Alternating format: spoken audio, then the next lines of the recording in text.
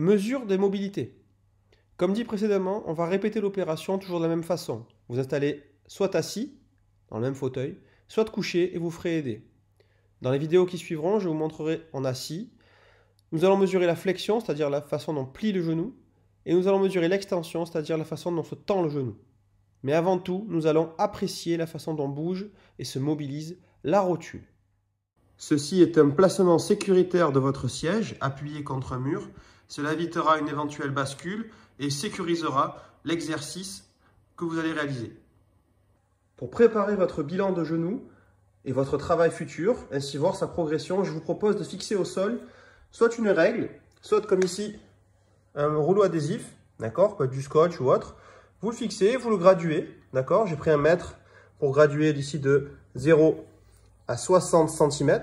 Donc on cotera votre progression et votre amplitude articulaire en centimètres, ce qui est peu commun, puisqu'en général on utilise un goniomètre pour la coter en degrés, et donc à dire qu'une amplitude articulaire est de 50, 60 degrés. Nous ici, on va un petit peu améliorer et changer les choses pour les rendre pratiques dans votre quotidien chez vous.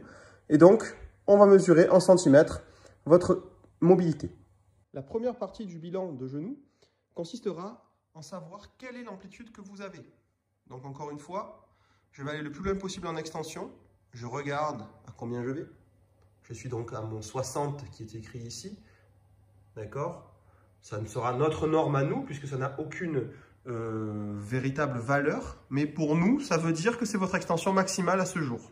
Donc à vous de voir si là je suis complètement en extension, je suis à mon 0, forcément je n'ai pas un genou pathologique. Mais si mon extension était limitée, donc que j'arrive au maximum ici, eh bien je lirai une amplitude différente, donc avec 55, 58 peut-être, je ne sais pas. Et notre but sera de la faire progresser pour aller chercher le plus loin possible. Donc aujourd'hui, si je devais coter mon genou, je dirais que je suis à 60 et je vais chercher la flexion. Et pour faire quelque chose d'un peu cohérent, je vais m'arrêter à 15. Donc voilà, mon amplitude du jour serait 15, 60. Voilà, j'ai bilanté mon genou, je sais où j'en suis aujourd'hui, à ce moment-là. Je le note, ça sera mon repère à moi pendant ma rééducation à domicile.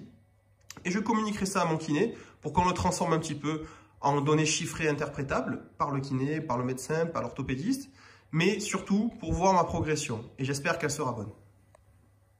Nous voilà prêts donc à travailler ce genou, mais avant de commencer, comme je vous l'ai dit, on va commencer par le travail de la mobilité rotulienne. Donc je vais venir un petit peu faire remonter, redescendre ma rotule, la bouger transversalement, donc latéralité ici, et puis des petits mouvements, des petites rotations, voilà. Alors c'est pas vraiment les termes exacts de rotation, mais en tout cas, l'idée c'est de vous montrer qu'on peut la mobiliser de haut en bas, verticalement, sur le côté, latéralement, et qu'au mieux vous serez dans cette mobilité qu'on dit rotulienne, au mieux vous allez récupérer la flexion, l'extension. Le genou ne se travaille qu'avec une rotule qui est souple. Donc évidemment au début, en votre post-opératoire, elle ne sera pas souple, c'est tout à fait normal, il ne faut pas vous inquiéter, il y aura de l'œdème très souvent à ce niveau-là.